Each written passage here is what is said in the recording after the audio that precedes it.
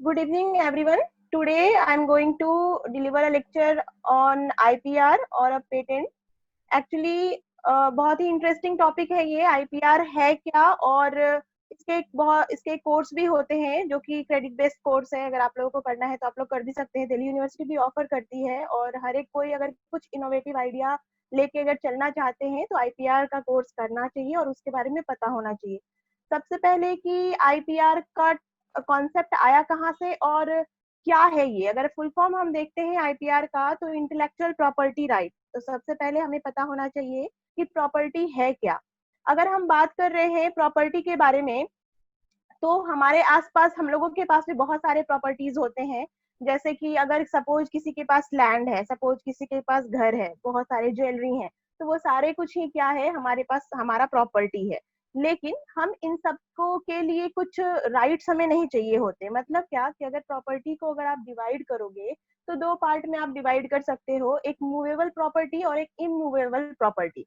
अगर हम बात कर रहे हैं मूवेबल प्रॉपर्टी के बारे में तो जो कि मूव कर सकते हैं, जैसे सपोज कि आप कुछ ज्वेलरी अगर या स्टॉक्स या ऑटोमोबाइल्स लेके आप शेयर करते हो वैसे। और इमूवेबल मतलब अगर आपके घर हैं तो। लेकिन इन सारे प्रॉपर्टी को अगर आपको प्रोटेक्शन देना होता है तो आप कैसे, सपोज ज्वेलरी को अगर आपको प्रोटेक्शन देना होता है तो आप एक बैंक में जमा कर देते हो। वैसे ही अगर आपको पैसों के को अगर प्रोटेक्ट करना होता है तो भी आप उसको स्टोर करके रखते हो, बैंक में स्टोर करते हो। या फिर सपोज अगर आपको घर को प्रोटेक्शन देना होता है तो आप सारी तरफ से घेर के रखते हो, बाउंड्रीज करते हो, उसमें अलग अलग टाइप के थिंग्स अप्लाई करते हो। लेकिन इंटेलेक्चुअल प्रॉपर्टी का मतलब क्या, तो ये थर्ड टाइप के कैटेगरी है, थर्ड टाइप का एक कॉन्सेप्ट है जो कि आता है इंटेलेक्ट के वजह से। मतलब कि किसी के भी मेरिट के वजह से, किसी के दिमाग में अगर कुछ इनोवेटिव आइडिया आए हैं, उस इनोवेटिव आइडिया के वजह से अगर किसी ने कुछ क्रिएटिव बनाया है तो उसको हम क्या बोलेंगे, इंटेलेक्चुअल प्रॉपर्टी बोलेंगे। फॉर एग्जाम्पल के लिए सपोज करो कि आप में से कोई एक मूवी बना रहा है, एग्जाम्पल के लिए।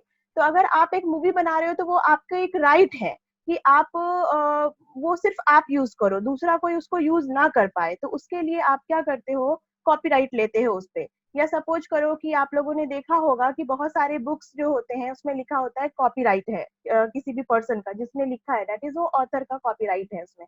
तो हम उसको अगर एज इट इज वैसा ही बुक अगर प्रिंट कर दें तो हमारे ऊपर केस हो सकता है, हम लोग के ऊपर डिफरेंट टाइप के चार्जेस लग सकते हैं। तो बेसिकली इंटेलेक्चुअल प्रॉपर्टी है क्या कि किसी भी इनोवेटिव आइडियाज को जो राइट प्रोटेक्शन प्रोवाइड किया गया है उनको एक सिक्योरिटी देने के लिए कि वो उस पर्सन का ही राइट है। वो पर्सन चाहे तो उसको सेल कर सकता है, वो पर्सन अगर चाहे तो किसी को दे सकता है और बदले में उस पर्सन को रॉयल्टी मिलेगी, मतलब कुछ अमाउंट मिलेंगे। तो ये सारे जो कॉन्सेप्ट है ये पहले हमारे पास था नहीं। तो ये आया कहाँ से, उसके बारे में हमारे पास एक दो ऑर्गेनाइजेशन मेनली इंडिविजुअल के इंटेलेक्चुअल प्रॉपर्टीज को प्रिजर्व करने के लिए, प्रोटेक्ट करने के लिए काम करती है, जिसमें WIPO एक है। मैंने यहाँ पे आप लोगों को लिंक यहाँ पे प्रोवाइड किया है, लेक्चर के बाद आप लोग ओपन कर सकते हो उस लिंक को और आप लोग को देखने को मिलेगा। इसके अंडर डिफरेंट टाइप के राइट्स दिए गए हैं, डिफरेंट टाइप के इंटेलेक्चुअल प्रॉपर्टीज दिए गए हैं। फॉर एग्जांपल के लिए पेटेंट है, कॉपीराइट है, ट्रेडमार्क है, ट्रेड सीक्रेट है। ये डिफरेंट टाइप के जो है वो इंटेलेक्चुअल प्रॉपर्टी दिया गया है। तो अलग अलग है, वो मैं आगे डील नहीं करूंगी आपको। तो सबसे पहले है कि ये कॉन्सेप्ट आया कहाँ से था। तो 1974 में यूएन एजेंसीज जो है, मतलब WIPO जो है वो यूएन के कमांड में है, मतलब यूनाइटेड नेशन ऑर्गेनाइज का ही एक पार्ट है। और इसका हेडक्वार्टर जो है वो जेनेवा में है, जिसमें 186 मेंबर जो स्टेट्स थे उन्होंने इसमें पार्टिसिपेट किया था और एक एग्रीमेंट साइन किया था, दैट इज एक ट्रीटी साइन किया था। उस ट्रीटी को हम बोलते हैं ट्रिप्स। मतलब क्या हुआ कि अगर हम लोगों का कोई भी हम लोगों ने कुछ इनोवेटिव आइडियाज बनाए हैं और हमें उसका इंपोर्ट और एक्सपोर्ट करना है तो पूरा उसको एक रेगुलेशंस के साथ, कुछ रूल्स के साथ ही हमें उसको शेयर करना होता है। तो 1994 में इंडिया ने ट्रिप्स एक एग्रीमेंट किया था, जिसके बेसिस पे वो WIPO के साथ जुड़ा और WTO को के जो भी रूल्स थे उसको अपने ऊपर लिया। अब बेसिक यहाँ पे आता है कि ये WTO है क्या। अगर हम IPR के बारे में पढ़ते हैं तो हमें पता होना चाहिए कि WTO एग्रीमेंट्स हैं क्या। Mainly WTO agreements India sign किया था 1995 में, और ये पहले नाम गैट के नाम से जाना जाता था। मतलब जनरल जो भी ट्रीटी होते थे कभी भी किसी भी चीज को शेयर करने के लिए, तो उसमें कुछ कंडीशंस होते थे कि हम उसको किस टाइप से शेयर करेंगे। लेकिन गैट जो है वो बाद में WTO के नाम से जाने लगा उसको। मतलब उसमें कुछ भी चेंजेस, कुछ तो भी चेंजेस किए गए। तो वो चेंजेस क्या था और इंडिया उसके साथ कैसे जुड़ा। मेनली यहाँ पे ये है कि सपोज एग्जांपल से मैं यहाँ पे समझा रही हूँ आपको, थोड़ा समझना अच्छे से। जैसे सपोज हम लोग कुछ तो भी व्हीकल बना रहे हैं। फॉर एग्जांपल के लिए सपोज हमने कोई टू व्हीलर बनाया, और सपोज एग्जांपल ले लो बुलेट का, कि हमारे इंडिया में बुलेट का मैन्युफैक्चरिंग होता है। लेकिन ये बुलेट जो होते हैं वो फॉरेन कंट्रीज में भी सेल होते हैं, सपोज अमेरिका में भी ये सेल होता है। तो हम इंडिया से इसको अगर एक्सपोर्ट कर रहे हैं तो डायरेक्टली हम इसको एक्सपोर्ट नहीं कर सकते। हम लोगों को कुछ एग्रीमेंट साइन करने होते हैं। तो world trade organization, trade trade का मतलब ही हुआ कि आप क्या इंपोर्ट एक्सपोर्ट कर रहे हो और किस रूल्स एंड रेगुलेशंस के साथ इसको आप एक्सपोर्ट कर रहे हो। तो इंडिया इसके साथ 1995 में जुड़ा था। मतलब ट्रिप्स एग्रीमेंट के तहत WTO उसने एग्रीमेंट साइन किया, जिसमें ये हुआ कि इंडिया अब कोई भी चीज को अगर इंपोर्ट और एक्सपोर्ट करेगा या वो कितना ही टैक्स पे करेगा वो उस रेगुलेशंस के अकॉर्डिंग होगा। जो G5 हमारे पास कंपनी, जो G5 कंट्रीज हैं, वो एक रूल्स एंड रेगुलेशन सेट करते हैं जिसको कि हमें फॉलो करना पड़ता है। कोई भी डेवलपिंग कंट्री, हम लोगों को पता है कि दो टाइप की कंट्रीज हैं, डेवलप्ड और डेवलपिंग कंट्रीज। अगर डेवलपिंग कंट्रीज कोई भी WTO एग्रीमेंट को साइन करता है तो उसको 10 ईयर का कूलिंग पीरियड मिलता है। कूलिंग पीरियड का मतलब क्या हुआ, मैंने अभी आपको बताया कि जब भी WTO एग्रीमेंट अगर साइन होगा तो उसके कुछ टर्म्स कंडीशन होंगे। उस टर्म्स एंड कंडीशन के अकॉर्डिंग हम लोगों को अपने कंट्रीज में डिफरेंट रूल्स एंड रेगुलेशंस को चेंज करते हैं। तो एट अ टाइम तो हम लोग उस रूल्स रेगुलेशन को चेंज नहीं कर सकते। तो इस वजह से 10 ईयर का हम लोगों को टाइम मिलता है, जिसके अकॉर्डिंग हम लोग चेंज करते हैं कुछ कुछ रूल्स में। जैसे हमारे पास पेटेंट एक्ट पहले 1970 था। मतलब कि सपोज जो पहले जो पेटेंट हम लोग के पेटेंट के जो रूल थे कि अभी जैसे आगे पढ़ाऊंगी मैं कि 20 ईयर तक हम लोगों को पेटेंट के राइट मिलते हैं। तो पहले 20 ईयर नहीं था, पहले 7 ईयर का पेटेंट राइट था। तो उसमें कुछ हम लोगों ने अमेंडमेंट किए। फिर ट्रेडमार्क जो था 1958 उसको एबॉलिस्ट कर दिया गया जब हम लोगों ने WTO एग्रीमेंट साइन किया। तो ट्रेडमार्क 1999 को लाया गया। तो ये डिफरेंट टाइप के इंडिया ने चेंजेस किए। इसका सीधा सीधा यही समझना है कि WIPO और WTO दो टाइप के वर्ल्ड में एक ऑर्गेनाइजेशन है जो कि IPR that is intellectual property right को सपोर्ट करने का काम करते हैं और डिफरेंट टाइप के रूल्स एंड रेगुलेशंस बनाते हैं। ठीक है। अब है कि कोई भी अगर अंडर डेवलप्ड कंट्री है, फॉर एग्जांपल बांग्लादेश, अगर WTO एग्रीमेंट को साइन करेगा तो उसको कूलिंग पीरियड मिलेगा 20 ईयर का। जैसे इंडिया को 10 ईयर का मिला क्योंकि डेवलपिंग कंट्रीज ने कि 10 ईयर में आप इस एग्रीमेंट्स के अकॉर्डिंग, रूल एंड रेगुलेशंस के अकॉर्डिंग अपने कंट्री में थोड़े थोड़े चेंजेस ले आओ। और अगर कोई अंडर डेवलप्ड कंट्री है दैट इज बांग्लादेश अगर है, तो उनको 20 ईयर में उस चीज को चेंजेस लाने पड़ेंगे। चेंजेस इन द सेंस क्या, अगर बोलोगे कि अगर हम लोगों को चेंज लाना है तो हम ये एग्रीमेंट साइन क्यों करते हैं, ट्रेड करने के लिए। हम लोगों के इंडिया में बहुत कुछ का प्रोडक्शन होता है, हमें चाहिए कि उसको बाहर सप्लाई करें ताकि हमें कुछ इकोनॉमी, हमारी इकोनॉमी इनहांस हो। हम लोगों को कुछ बाहर से भी खरीदना होता है। तो ये जो लेन देन होगा, इंपोर्ट एक्सपोर्ट की चीजें होती है, वो अगर जब तक हम एग्रीमेंट साइन नहीं करेंगे तो नहीं होगा। इंडिया चाहता था कि वो WTO एग्रीमेंट साइन न करे, क्योंकि इसके बेसिस पे इंडिया को बहुत ज्यादा बदलना पड़ा। लेकिन एक प्रेशर होने के वजह से इनको 1995 में साइन करना पड़ा। और 10 ईयर जब उसका आप आगे चलोगे, दैट इज 10 ईयर की कूलिंग पीरियड के बाद जब वो एग्जिस्टेंस में आया तो ये एग्रीमेंट बाइंड हो गया 2005 में, यानी 2005 में इंडिया WTO के साथ फुल्ली जुड़ गया। अब आते हैं, जब बेसिक हम समझ लिए, हमने समझा कि WIPO क्या है, ट्रिप्स एग्रीमेंट क्या था और WTO क्या है। सिंपल अगर लैंग्वेज में मैं बताऊं कि WTO और WIPO दो टाइप के ऑर्गेनाइजेशन हैं जो इंटेलेक्चुअल प्रॉपर्टी को प्रोटेक्ट करने के लिए काम करती हैं, दो एजेंसियां हैं। और जगह अगर आप इसके साइट पे जाओगे तो WTO के साइट पे आपको डिफरेंट टाइप के इंटेलेक्चुअल प्रॉपर्टी के साथ साथ डिफरेंट टाइप के टैक्सेस, इंपोर्ट एक्सपोर्ट के रूल्स एंड रेगुलेशन समझ में आएंगे कि किस सब्सटेंस का अगर हम ट्रांसफर कर रहे हैं तो उस पर कितना हमें टैक्स चाहिए। और WIPO पे अगर आप जाओगे तो सिंपल आपको सिर्फ वहां पे intellectual property rights that is 7 जो 6 और 7 जो हमारे पास है वो आपको देखने को मिलेगा, और उसके अकॉर्डिंग आप उस पे जा सकते हो कि कैसे पेटेंट फाइल करना है, कैसे कॉपीराइट लेना है। वो डिफरेंट उसके पैरामीटर्स होते हैं, वो आगे के इसमें स्लाइड्स में मैं बताऊंगी। अगर हम बात कर रहे हैं कि इंटेलेक्चुअल प्रॉपर्टी राइट बेसिकली है क्या, इंटेलेक्चुअल प्रॉपर्टी राइट का मतलब है कि आपके जो इनोवेटिव आइडियाज हैं, जो आपकी इंटेलेक्ट आपके दिमाग की वजह से जनरेट हुए हैं, उसको प्रोटेक्ट करना, उसको जिस पर्सन का वो आइडिया है उसको कुछ मोनोपोली राइट्स प्रोवाइड करना। मोनोपोली राइट्स का मतलब है कि अगर ये मेरा आइडिया है तो सिर्फ मेरे पास रहे। फॉर एग्जाम्पल, आपको ये स्लाइड अगर दिख रहा है, अगर सपोज इस स्लाइड का थीम मैंने डिजाइन किया तो मैं इसके लिए सपोज कॉपीराइट फाइल करूंगी कि ये मेरा आइडिया है, अगर किसी को ये यूज करना है तो वो मेरे से परमिशन ले, उसके बदले मैं कुछ अपना एक सेट करूंगी कि मुझे इतने अमाउंट चाहिए, मुझे इतने आप लोगों से इतने रेवेन्यू चाहिए कि आप मुझे इतना पे करो, फिर आप इस चीज को लो। तो मेनली IPR ये देने का काम करता है, किसी भी पर्सन को मोनोपोली राइट देता है जिसके वजह से उसको अपने मतलब आइडियाज के बेसिस पे बेनिफिट मिलता है, और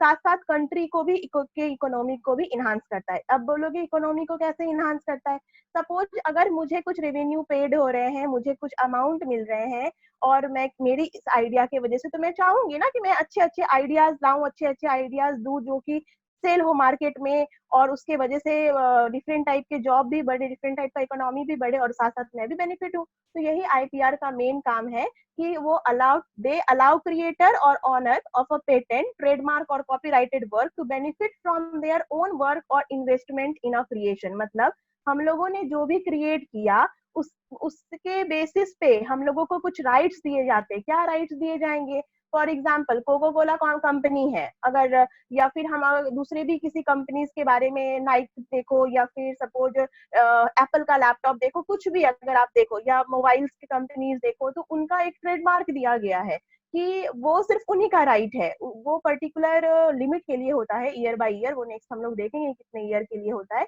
लेकिन ये उनके राइट्स हैं। तो ये सारे राइट्स किस में दिए गए थे, तो सबसे पहले आर्टिकल 27 में ह्यूमन राइट्स में ही ये डिक्लेयर किया गया था और ये दिया गया था। तो बेसिक प्रॉपर्टी और इंटेलेक्चुअल प्रॉपर्टी दो अलग अलग थीम है, दो अलग अलग कंडीशंस हैं। अगर घर प्रोटेक्शन करोगे तो बाउंड्री से प्रोटेक्ट कर लोगे, लेकिन उसको आप लॉन्ग टाइम के लिए नहीं, कोई भी अगर आया तो आप उसे क्या, अगर सपोज आपके घर को उसने ब्रेक कर दिया तो आप उससे झगड़ा करोगे, जो भी करोगे। लेकिन इंटेलेक्चुअल प्रॉपर्टी में अगर आपको मिला हुआ है कि आपका कॉपीराइट है, आपका पेटेंट है, तो उसके लिए आपको रिवेन्यू पेड भी किया जाएगा, और साथ साथ आप उसको लॉन्ग टाइम के लिए रख भी सकते हो। मेनली है इंटेलेक्चुअल प्रॉपर्टी राइट का मेन पर्पस है कि इंटेलेक्चुअल गुड्स को क्रिएट करना। गुड्स का मतलब क्या होता है, अलग अलग थिंग्स आप क्रिएट करोगे। जैसे कि मैंने आपको बताया, अगर पहले भी अगर आप देखो, सपोज अभी अभी रिसेंट का कंडीशन देखो, कोविड-19 की वजह से जो लॉकडाउन है उसको अगर हम एग्जांपल लेके चलें, तो सपोज किसी ने कोरोना वायरस के लिए एक ड्रग बना दिया, कोरोना वायरस के अगेंस्ट ड्रग बना दिया, दैट इज एंटीबायोटिक्स अगर बना दिए, एंटीबॉडीज अगर बना बना दिए, तो क्या होगा उससे कि जिसने वो बनाया वो उसका राइट हो जाएगा, वो उस पर पेटेंट फाइल करेगा, और जिस कंपनी ने वो बनाया वो कंपनी जब तक लाइसेंस नहीं इशू करेगी, दूसरी कंपनी उसके फॉर्मूले को यूज नहीं कर सकते। और अगर लाइसेंस अगर वो किसी कंपनीज को दे रही तो उसके बदले में वो कुछ ऑनरियम अपने आप को लेगी। तो इस टाइप से डिफरेंट जो होते हैं IPR के बेसिस पे हम लोगों को राइट्स प्रोवाइड किए जाते हैं। अगर हम मीनिंग देखें IPR का, तो मेनली यही है कि इंटेलेक्चुअल प्रॉपर्टी राइट रेफर करेगा एक जनरल टर्म जो कि किसी भी असाइनमेंट और प्रॉपर्टी को कुछ राइट्स देते हैं, कुछ अधिकार देते हैं कि वो उसी पर्सन से बिलोंग करता है जो कि उसका क्रिएटर है, जिसने उसको क्रिएट किया, that is monopoly rights provide करते हैं। और ये इंटेलेक्चुअल प्रॉपर्टी राइट को मेनली हम दो कैटेगरी में डिवाइड करते हैं, one category is industrial property and another is a copyright. अगर इंडस्ट्रियल प्रॉपर्टी पे हम जाते हैं तो कौन कौन से प्रॉपर्टी होंगे इंडस्ट्रियल प्रॉपर्टी में, जिसको क्या क्या IPR मिलेगा। तो आईपीआर में पेटेंट, ट्रेडमार्क, इंडस्ट्रियल डिजाइन और ज्योग्राफिकल इंडिकेशंस, ये सारे जो होंगे वो इंडस्ट्रियल प्रॉपर्टी में आएंगे। वहीं अगर लिटरेसी वर्क होगा तो वो कॉपीराइट में आएगा। आप लोगों में बहुत किसी को शायद ये कंफ्यूजन होगा कि आईपीआर किसको मिल सकता है, किसी भी आइडियाज को आईपीआर मिलेगा क्या? तो हाँ, कोई भी इनोवेटिव आइडिया हो, चाहे आप म्यूजिकल में हो, चाहे आपने पोयम ही क्यों ना लिखा हो, चाहे आपने एक शायरी ही क्यों नहीं लिखा हो, अगर आपने दर्ज कर दिया है, अगर आप WIPO के साइट पे गए हो, वहां पे कुछ फॉर्मेट रहते हैं, उसको अगर आप फिल कर रहे हो तो आपको वो राइट्स मिलेगा आफ्टर ऑब्जर्वेशन। जो उसके अथॉरिटी होते हैं वो जब सुपरवाइज कर लेंगे तो आपको वो राइट प्रोवाइड कर दिया जाएगा। अगर हम देखें कैटेगरीज इंटेलेक्चुअल प्रॉपर्टी राइट्स के क्या क्या कैटेगरीज हैं, तो उसके बेसिस पे हमारे पास है trademark, industrial design, patent, copyright, copyright related जो भी राइट्स होते हैं वो सारे, ज्योग्राफिकल इंडिकेशंस, इसके अलावा भी ट्रेड सीक्रेट है जो कि यहाँ पे मेंशन नहीं है, वो आगे के स्लाइड्स पे है। ट्रेडमार्क में मेनली हम किस चीज को देखते हैं? कोई भी मार्क्स, लोगोज और नेम कमर्शियल पर्पस पे जब आप आओगे, साइंटिफिक टर्म में नहीं, साइंटिफिक टर्म में आपको ट्रेडमार्क ही देना होगा, डेट इज TM से हम उसको डिनोट करते हैं। लेकिन अगर आप कमर्शियल पर्पस पे आओगे तो कोई भी लोगोस जो दिए जाते हैं, सपोज पूर्णिया यूनिवर्सिटी का एक लोगो है, ठीक है, तो ये पूर्णिया यूनिवर्सिटी का राइट है, इस लोगो को कोई दूसरा यूनिवर्सिटी यूज नहीं कर सकता। अगर वो कर रहा है तो पूर्णिया यूनिवर्सिटी उस पर क्लेम कर सकती है। सपोज दूसरा एग्जाम्पल, मैं ये PPT बनाई हूँ, मैं इसको प्रेजेंट कर रही हूँ, मेरा ये लेक्चर है, तो ये मेरा कॉपीराइट हो सकता है। मैंने अगर क्लेम किया कि ये मेरा कॉपीराइट है, ये मेरे इनोवेटिव आइडिया थे, जो मैंने इस पे कंटेंट लिखा वो मेरा इनोवेटिव आइडिया था, किसी ने अगर उसको चुराया, डेट इज मैं उस पर कॉपीराइट का क्लेम कर सकती हूँ, अगर मुझे कॉपीराइट मिला है तो। अगर मैंने क्लेम नहीं किया तो उस पर कुछ नहीं हो सकता। एक एग्जाम्पल बताती हूँ, जैसे हम लोग सबको पता है बासमती राइस के बारे में, तो बासमती राइस इंडिया के अलग अलग जगह पे ग्रो किए जाते हैं, और ये बासमती राइस को दूसरे कंट्रीज में भी ग्रो किए जाते हैं, फॉर एग्जांपल यूरोप वगैरह में भी ग्रो किया जाता है। इंडिया ने अगर बासमती राइस का GI टैग नहीं लिया, GI टैग का मतलब ज्योग्राफिकल इंडिकेशंस अगर नहीं लिया, यानी उसने अगर रजिस्टर नहीं कराया और दूसरे कंपनी ने करवा लिया और फिर इंडिया ने क्लेम किया बासमती राइस तो हमारे यहाँ पहले उपज रहा था, हमारा ये हमारा प्रॉपर्टी है, हम इसको किस टाइप से आपको GI टैग दे सकते हैं? तो अगर रजिस्टर ही नहीं कराया तो वो किसी भी काउंट में नहीं आएगा। इसलिए किसी का कोई अगर राइट है, किसी के कुछ अगर आइडियाज है, तो हम लोगों को उसको रजिस्टर कराना होता है और हम लोगों को उसके लिए राइट्स लेने पड़ते हैं, तभी हमें रेवेन्यू मिलेगा और तभी वो हमारा सिर्फ मोनोपोली राइट हो सकता है। अगर हम इंटेलेक्चुअल प्रॉपर्टीज राइट के नेचर्स के बारे में बात करें तो ये नेचर्स के क्या होते हैं? टेरिटोरियलिटी, दैट इज ये टेरिटोरियलिटी लिमिटेड होते हैं, ये इंडिपेंडेंट होगा अदर कंट्रीज के राइट पे, मतलब पर्टिकुलर रीजन बाय रीजन इनके कुछ लिमिटेशंस होते हैं। फॉर एग्जांपल के लिए अगर मैं बात करूं कि जनरल एक एग्जांपल लूं तो जैसे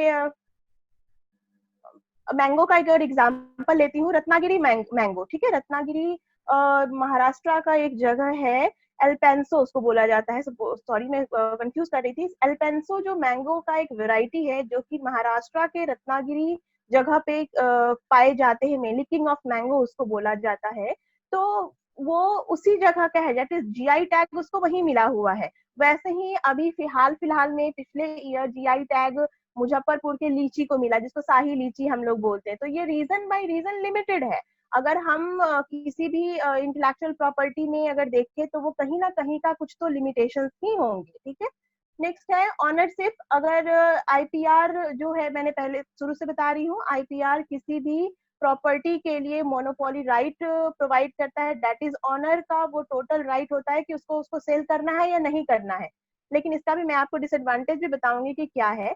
कभी कभी कैसा होता है कि सपोज कि एक कॉपीराइट, एक बुक मैंने लिखा, उसका कॉपीराइट मेरे पास है, आप चाहते हो उसके कॉपीज करना, आप मेरे से परमिशन ले रहे हो कि मुझे इसके कॉपीज करने का राइट दिया जाए, मैं जितना भी रेवेन्यू होगा, जितने भी आपके चार्जेस है वो मैं आपको पे करूंगा, और मैं फिर भी नहीं कर रही हूँ, तो ये गलत है, ठीक है। हम कभी भी अगर IPR में कुछ भी दर्ज कराते हैं, हमें अगर उसके उससे रेवेन्यू लेना होता है तो हम सोसाइटी को भी देख के करते हैं, ठीक है, कि हमारा जो भी इंटेलेक्चुअल प्रॉपर्टी है, हमारे दिमाग से जो भी हमने जनरेट किया है, वो हमारे इन्वायरमेंट को, हमारे आसपास के लोगों को बेनिफिट करे, इस वजह से भी हमें ये राइट दिए जाते हैं। तो अगर मैं मना कर रही हूँ कि नहीं मैं ये नहीं दे सकती आपको इसके कॉपीज करने के लिए, जबकि आप मुझे पे कर रहे हो, तो वो गलत है। तो हायर अथॉरिटी पे आप क्लेम कर सकते हो और वो आपको वहां से भी राइट दे सकते हैं। इंडिपेंडेंस मतलब ईच जो एग्जिस्टिंग राइट होते हैं वो अलग अलग टाइप से इंजॉय किए जाते हैं। जैसे पेटेंट्स के अलग टाइप टाइम पीरियड होते हैं, उनके अलग कंडीशंस होते हैं, ट्रेडमार्क के अलग होते हैं, अलग अलग थिंग्स पे मिलते हैं। तो ये इनके जो इंटेलेक्चुअल प्रॉपर्टी होते हैं वो एक दूसरे पे डिपेंड नहीं होते हैं। सब्जेक्ट टू पब्लिक पॉलिसीज, हमेशा ध्यान में रखना है कि हम जो भी आईपीआर अगर फाइल कर रहे हैं, हम अगर किसी भी चीज पे आईपीआर अगर ले रहे हैं, तो हमारे जो लॉ है, जो हमारे नेचुरल लॉ है और जो हमारे पब्लिक्स के राइट है, उनको वायलेट ना करें, उनको उनके फेवर में ही वो चीज रहे। लिमिटेड ड्यूरेशन ऑफ प्रोटेक्शन, हमेशा आईपीआर को कुछ टाइम के लिए ही प्रोटेक्शन मिलता है, लेकिन मैं ये नहीं बोलूंगी हर एक आईपीआर।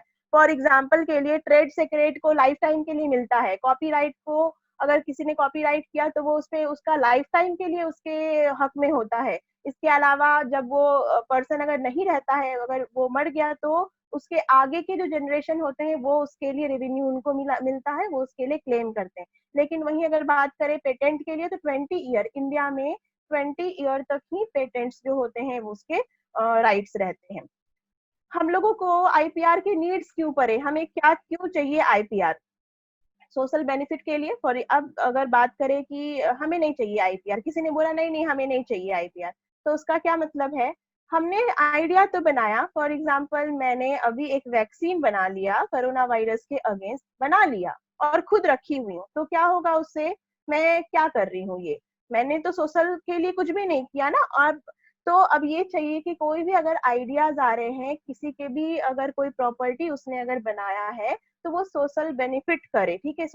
हमारे जो आसपास के इन्वायरमेंट है, आसपास के लोग लोग हैं, उनको बेनिफिट पहुंचाए, उनके हित में हो। दूसरा, new ideas and new market, अगर हम कभी भी अगर आईपीआर हमें अगर प्रोवाइड किया जा रहा है, तो हम उससे ये होता है कि चलो ठीक है, इससे हमको ये चीज मिल सकता है, एक ऑनर मिलेगा, एक रेपुटेशन मिलेगा कि ये मेरा इन्वेंशन है, उसके बदले में मनी भी मिलेंगे, उसके बदले बहुत सारे लोगों को जॉब मिल सकते हैं, और न्यू न्यूज थिंग्स आ सकते हैं मार्केट में, जो एक दूसरे को हेल्प करता है, जो दूसरे के एसेंशियल लाइफ में बेनिफिट पहुंचाने का काम करता है। तो वो सारे जो होंगे वो आईपीआर के नीड्स में आते हैं। दूसरा है डेवलपमेंट, हमारे कंट्री के इकोनॉमी को डेवलप करने में हेल्प करता है। सपोज अगर किसी ने बनाया है यहाँ पे दंत कांति अगर कंपनी को देखो, अगर पेस्ट उसके यूज हो रहे हैं, तो बहुत अलग अलग जगह पे सप्लाई हो रहे थे, उससे हमारे इंडिया के इकोनॉमी जो होते हैं वो फास्ट हो रहे हैं। किसी ने अगर ओला कैब का अगर कॉन्सेप्ट अगर जनरेट किया है, तो बहुत सारे लोगों को जॉब भी मिला है, इकोनॉमी इनहांस हुआ है, बहुत सारे लोग इजिली कहीं से कहीं जा सकते हैं। ओयो होटल्स वगैरह अगर बने हैं, तो रूम्स वगैरह के जो भी दिक्कतें थी वे सॉल्व हो रही हैं। स्विगी और जोमेटो जैसे अगर कंपनीज अगर हैं, तो वो फूड डिलीवरी में हेल्प कर रहे हैं। तो ये डेवलप भी कर रहा है हमारे कंट्री को, हमारे नेशन को इकोनॉमी के साथ साथ जॉब ओरिएंटेड भी बना रहे हैं। तो इसलिए आईपीआर जो है वो बहुत ही जरूरी है, किसी के प्रॉपर्टी, किसी के इनोवेटिव प्रॉपर्टी को प्रोटेक्शन देने के लिए।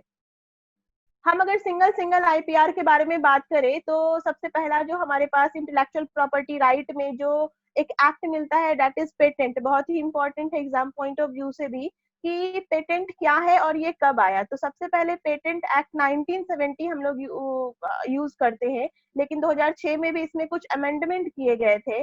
पहले जो पेटेंट होता था 1970 से पहले जो यूज होता था, वो सिर्फ 7 साल के लिए किसी को राइट मिलता था। सबसे पहले ये है कि पेटेंट कब मिलता है और कैसे मिलता है, किसको मिलेगा, क्या हर एक कोई पेटेंट फाइल कर सकता है? तो कभी नहीं।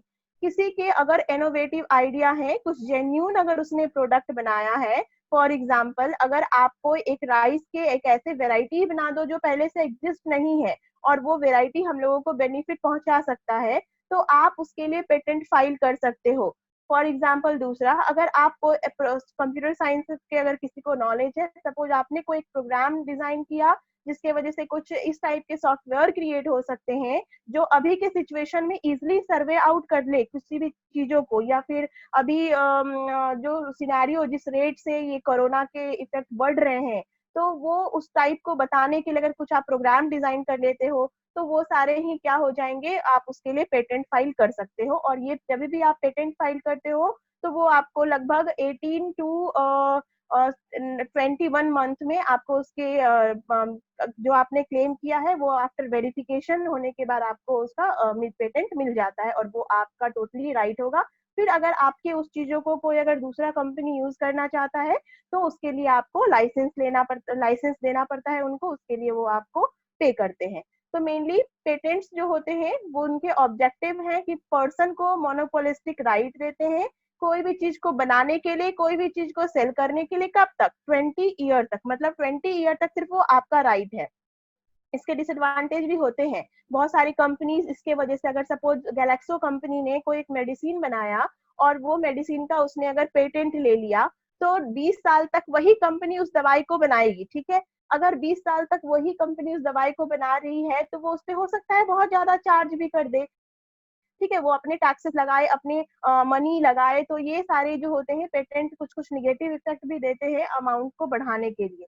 लेकिन एक ऐसा भी सिचुएशन आता है दैट इज इमरजेंसी सिचुएशन, जिसमें कंपनीज को अगर सिर्फ एक कंपनी का मोनोपोलिस्टिक राइट है, एक कंपनी को अगर वो राइट मिला हुआ है कि आप ही इस चीज को प्रिपेयर करोगे, बट इमरजेंसी सिचुएशन में गवर्नमेंट जो है वो ओपन कर देती है सबके लिए और जो भी अधिकतर कंपनी को लाइसेंस देती है। फॉर एग्जाम्पल के लिए अभी के सिनेरियो में अगर देखो तो हाइड्रोक्सीक्विनोन जो ड्रग है वो बहुत ज्यादा ही सप्लाई हो रहा है।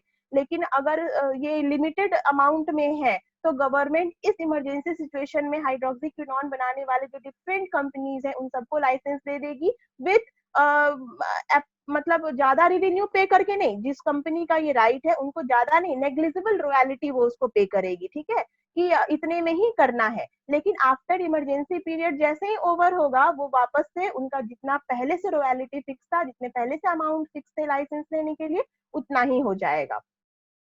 अब है कि कभी भी सपोज ये पेटेंट की जरूरत क्यों पड़ी, मैं पहले भी बता रही थी कि कभी भी हम अगर ये सारे कुछ करते हैं, आईपीआर लेते हैं, तो वो किसके लिए? सोसाइटी के हित में देखने के लिए। एक एग्जाम्पल, सिंपल एग्जाम्पल समझो ऐसा कुछ कि हमारे पास आसपास आयुर्वेदिक वाले सपोज हैं, सपोज मतलब पहले के सिनेरियो में लो कि कंपनीज नहीं हुआ है हमारे पास, दवाइयाँ नहीं बन रही है, तो या फिर गांव वगैरह में अभी भी ये चलता है कि कोई पर्सन बोले कि चलो तुलसी में ये मिला के खा लो तुम्हारा ये चीज ठीक हो जाएगा, ठीक है।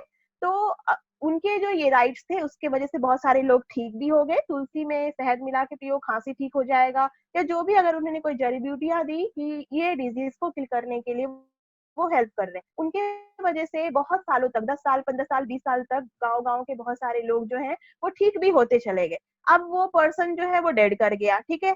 तो क्या होगा, उसके वो आइडियाज कहीं है मेंशन जिसकी वजह से बहुत सारे लोग ठीक हो रहे थे? तो नहीं है वो आइडियाज मेंशन। लेकिन अगर ये जो हकीम थे जिन्होंने ये मतलब तरीका दे रहा था कि तुलसी और शहद को मिला के पियो, तो अगर इन्होंने अपने इस फॉर्मूला को कहीं रजिस्टर कराया होता, कहीं अगर उन्होंने पेटेंट लिया होता, तो उनके मरने के बाद भी जो हमारा सोसाइटी है वो उस चीज को यूज कर पाता, कोई तो भी उसको बनाता, ठीक है। तो इसीलिए हमारे जो भी इनोवेटिव आइडिया होते हैं हम लोगों को जरूरी है कि हम उसको कहीं तो भी रजिस्टर करा ले, ताकि हमारे साथ साथ हम जब तक हैं तब तक तो बेनिफिट मिल रहा है, लेकिन हमारे साथ साथ आगे भी लोग उसको यूटिलाइज कर पाए, लोगों को उसकी बेनिफिट मिल पाए, ठीक है।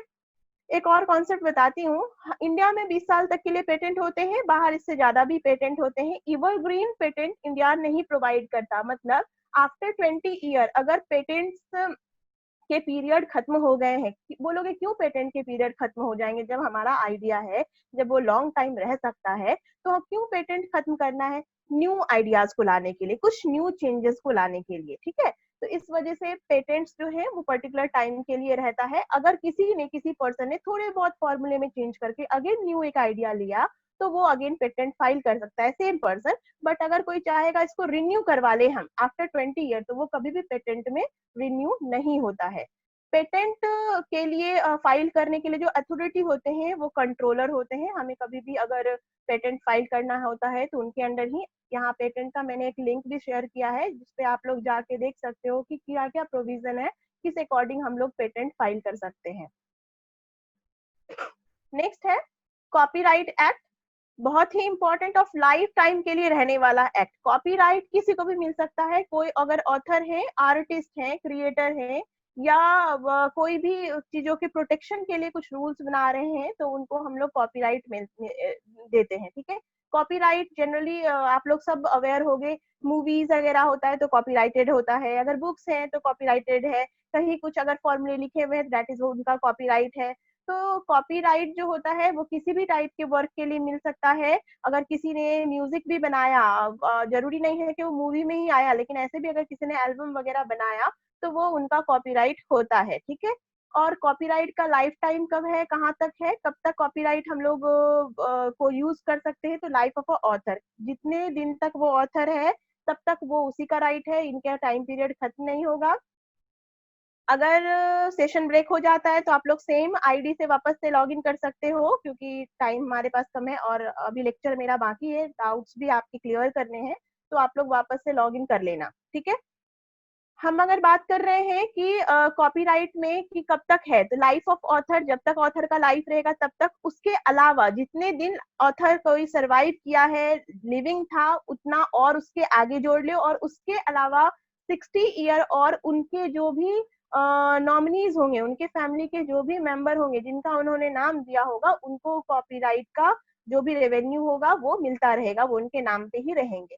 कॉपीराइट रेगुलेट करने वाले दो अथॉरिटीज होते हैं, एक तो रजिस्ट्रार होता है और दूसरा कॉपीराइट बोर्ड होता है, ठीक है। अगर किसी पर्सन है, जैसे मैंने आपको एक एग्जांपल दिया था कि मैंने अगर सपोज कोई बुक लिखा, वो बुक का कॉपी बनाने के लिए है, मैं बता रही थी कि कॉपीराइट में कि कॉपीराइट का टेन्योर कब तक होता है, तो कभी भी कॉपीराइट जो है लाइफ टाइम, जितने भी ऑथर का लाइफ टाइम है वो उतना तक उसका ही राइट रहेगा। दूसरा कि अगर सपोज कि मैं 70 ईयर तक मेरा लाइफ स्पैन है, मैं 70 ईयर तक सर्वाइव कर रही हूँ और मैंने कोई बुक लिखा है, तो 70 ईयर तक मेरे राइट्स थे उस बुक पे, मेरे मरने के बाद भी नेक्स्ट 70 ईयर पे मेरा ही राइट रहेगा।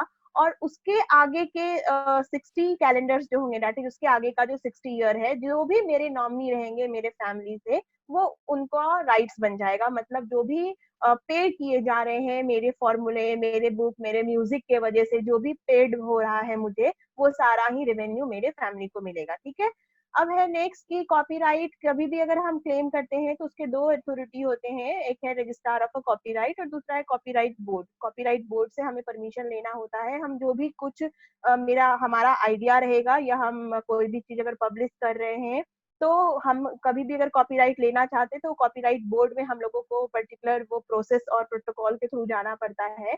और अगर मेरे राइट्स को आप यूज करना चाहते हो, मेरे बनाए हुए चीजों को अगर आप यूज करना चाहते हो, आप मुझसे अगर परमिशन ले रहे हो, मैं डिनाई कर रही हूँ, तो आप मेरे अगेंस्ट कंप्लेन कर सकते हो रजिस्ट्रार ऑफ अ कॉपीराइट को, और registrar of a copyright again आपको वो राइट्स देंगे कि आप उस चीज को यूज कर सकते हो, उस चीज को, वो भी उसका भी एक प्रोसेस है, वो मुझे लिखेंगे एंड देन मुझे वो करना पड़ेगा।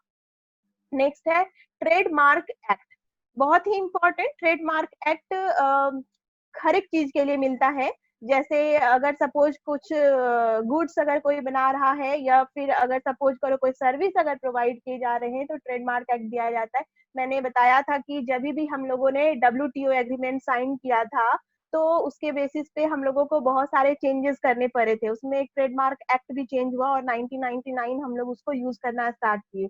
तो उससे पहले जो ट्रेडमार्क था वो सिर्फ गुड्स के लिए था, वो सर्विस के लिए नहीं था। गुड्स का मतलब हम कुछ भी अगर प्रोडक्ट बना रहे हैं, तो फॉर एग्जांपल के लिए अमूल के ब्रांड बनाए हैं, ब्रिटानिया बनाए हैं, दंत कांति बनाए हैं, इनके अलावा अगर हमने कोई भी चीजों को मैन्युफैक्चर किया, दैट इज वो गुड्स।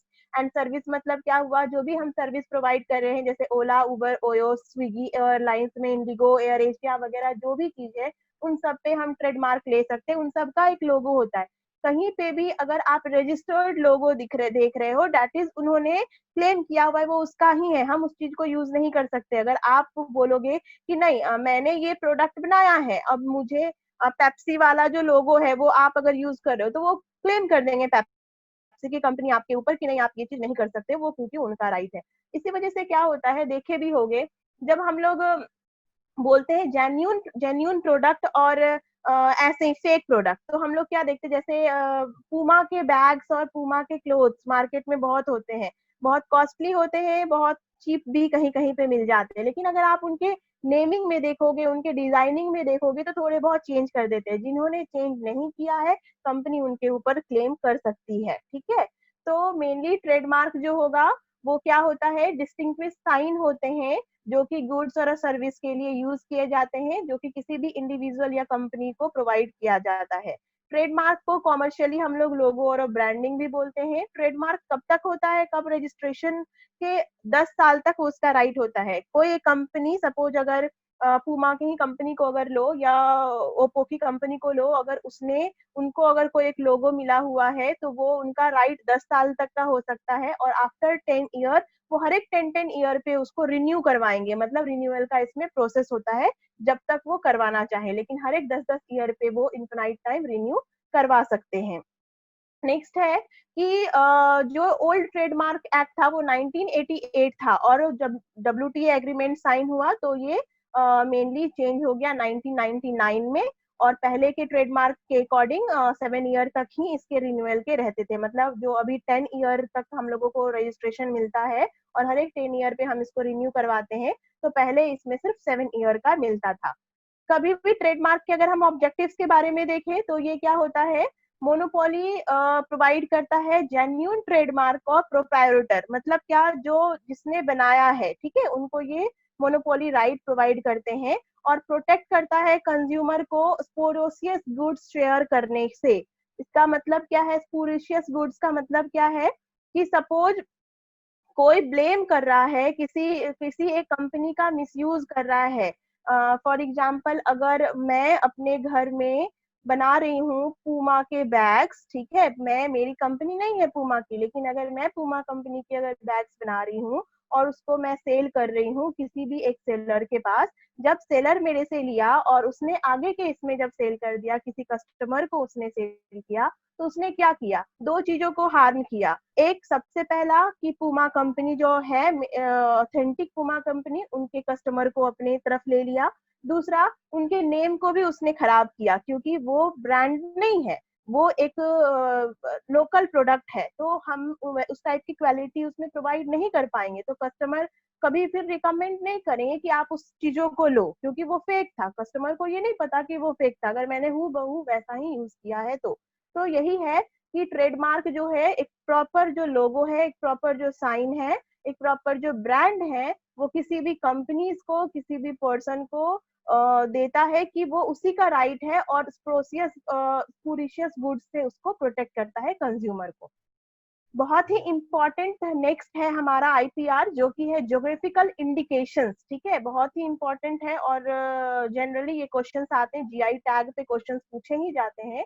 ज्योग्राफिकल इंडिकेशंस, ज्योग्राफिकल नाम से ही पता चल रहा है, पर्टिकुलर लोकल लोकल इन्वायरमेंट में और आसपास के जगहों पे। तो geographical indications that is GI tag कोई भी गुड्स के लिए एक साइन है जो कि उसमें स्पेशल क्वालिटीज और उसके स्पेशल ओरिजिन से मिलता है। मतलब कि पश्मीना शॉल नाम सुना होगा आप लोगों ने, या फिर दार्जिलिंग टी, ठीक है, बहुत ही कॉमन है। दार्जिलिंग टी नाम से पता चल रहा है कि दार्जिलिंग में पे हैं, और जो हम चाय की पत्तियां वहां के यूज करते, तो दार्जिलिंग टी को जीआई टैग मिला हुआ है कि वहां के ज्योग्राफिकल कंडीशन में उस टाइप के न्यूट्रिशन प्रोवाइडेड थे, उस टाइप के न्यूट्रिशन वहां पे टीज में मिलते हैं, जिसके वजह से वहां का कंटेंट, वहां के टी के कंपोजिशन कुछ अलग हैं, और जनरल अलग अलग जगह के अलग अलग हैं। तो बोलोगे क्या जीआई टैग हर एक जगह पे मतलब के लिए होता होगा, मतलब फॉर एग्जांपल कि अगर टी है तो हर एक टी में कंपेयर करते होंगे, तो कभी नहीं। हर एक जगह पे, हर एक स्टेट के और हर एक डिस्ट्रिक्ट के एक अथॉरिटी होते हैं, जो कि वहां पे जो भी कुछ उपज रहा है, अगर चाय की बगानी हो रही है, तो वहां पे जितने वेराइटीज के चाय हैं उन सबका एक कंपेरेटिव स्टडी करके रजिस्टर करवाया जाएगा, जिसमें एक जो सबसे हाई क्वालिटी का रहेगा उसको टैगिंग का मिलेगा। तो इंडिया में अलग अलग जीआई टैग अलग अलग चीजों को दिया गया है। तो इंडिया जो है वो वर्ल्ड ट्रेड ऑर्गेनाइजेशन में जीआई टैग्स के जो मेंबर बने थे, वो 2003 में, 15 सितंबर 2003 में ये फोर्स में आया था, 1990 एक्ट साइन करने के बाद, और आर्टिकल 22 में, दैट इज ट्रिप्स, अगेन अगर आप देखो तो ट्रिप्स एग्रीमेंट के बाद ही जीआई टैग को इंश्योर करने का मिला था। और सबसे पहला अगर मैं बात करूं कि जीआई टैग जो प्रोडक्ट था सबसे पहला सैम्पिंग, ठीक है, that is wine, sprinkle wine जो है वो बनाया गया था, इंडिया में नहीं बनाया गया था, वर्ल्ड में मैंने GI tag, first GI tag के बारे में बात किया। इंडिया में तो बहुत बाद में आया, 2005 में अगर देखा जाए तो उसमें आया था। तो इंडिया का अगर GI tag, first GI tag अगर प्रोडक्ट के बारे में बोलोगे तो वो होगा दार्जिलिंग टी। तो जीआई टैग किसी भी प्रोडक्ट को मिल सकते हैं, आइदर वो आपके फूड वाले प्रोडक्ट हो या फिर आपका कोई मटेरियल अगर आप बना रहे हो, कोई अगर आप ग्लासेस बना रहे हो, कोई मिठाई बना रहे हो, तो उन सबको जीआई टैग मिल सकता है। जैसे मैंने यहाँ पे कुछ इनलिस्ट किए हैं जीआई टैग के बारे में, डायग्राम से फिगर से आप देख सकते हो कि झारखंड का ये न्यूली रजिस्टर्ड है, झारखंड में एक पेंटिंग को जीआई टैग दिया गया, कश्मीर के सेफ्रॉन को जीआई टैग दिया गया, गोरखपुर में जो टेराकोटा बनाया गया वो यूटेंसिल अलग अलग पत्थरों को यूज करके पेंटिंग करके बनाया गया था। देन तेलंगाना के तेलाई रुमाल को दिया गया। बहुत ही इंपॉर्टेंट चाक हुआ, that is black rice, Manipur के ब्लैक राइस को दिया गया, न्यूट्रिएंट क्वालिटी इंक्रीज उसमें इंक्रीज होने की वजह से। वैसे ही मिठाई भी है, तमिलनाडु के कोबिला पत्ती मिठाई को भी जीआई टैग दिया गया। मथुरा के पेड़े, ये भी मेनली जीआई टैग का नाम है। और पिछले ईयर 19 में हमारे यहाँ से मुजफ्फरपुर में शाही लीची को जीआई टैग दिया गया था। ठीक है, तो इस टाइप से जीआई टैग जो होते हैं वो अलग अलग चीजों पे, जैसे हैंडीक्राफ्ट आइटम पे, मैन्युफैक्चर्ड आइटम पे, एग्रीकल्चर आइटम पे, किसी भी चीजों पे जीआई टैग हम ले सकते हैं। मेनली समझना है GI tag particular geographical region में होगा, अगर किसी भी चीज में न्यूट्रिएंट अगर इनरिच्ड है तो उसके वजह से। जीआई टैग के लिए जब भी हम चीजों को रजिस्टर्ड करते हैं तो 10 ईयर तक का रजिस्ट्रेशन होता है, और उसका भी इन्फिनाइट आप रिन्यूएबल करवा सकते हो हर एक 10 ईयर पे। जीआई टैग अगर किसी को मिला होता है तो उसपे स्टैंप लगे होते हैं। हमारे इंडिया से जो ग्रेप्स होते हैं वो फॉरेन भी जाते हैं, हमारे इंडिया के बहुत सारे फ्रूट्स जो है वो फॉरेन जाते हैं, मैंगोज भी जाते हैं।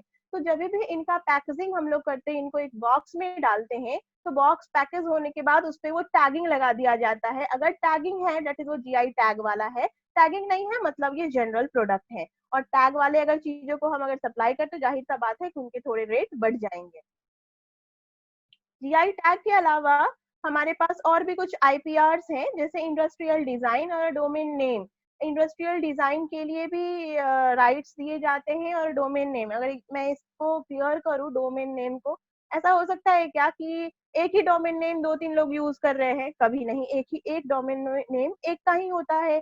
तो हर एक डोमेन नेम GoDaddy से अगर रजिस्टर करवाते हैं या हम उनसे लेते हैं, सपोज AC.in का अगर किसी का है और किसी का .com का है, तो वो अलग अलग नाम के अकॉर्डिंग उनको मिला हुआ होता है। ठीक है, वैसे ही इंडस्ट्रियल डिजाइन, जैसे कि अगर ओप्पो है, सैमसंग है, वीवो है, अलग अलग कंपनीज हैं, तो वो अपने मोबाइल के लिए, अपने सब्सटेंस के लिए, जो उनके प्रोडक्ट है, लैपटॉप है या कुछ भी है, उनके लिए एक प्रॉपर डिजाइन देते हैं, और वो उनका राइट होता है, वो उसको कोई कॉपी नहीं कर सकता। कोई भी मोबाइल, एक जैसा मोबाइल देखते हो क्या, उसमें थोड़े बहुत चेंजेस तो रहेंगे ही। यानी 10 ईयर का ये सारे राइट मिले होते हैं। और इंडस्ट्रियल डिजाइन तो एक्चुअली 15 ईयर का मिलता है, 10 ईयर प्लस 5 ईयर ऐसा रहता है उनका, और उसके बाद वो वापस से रिन्यू करवा सकते हैं। ठीक है, तो ये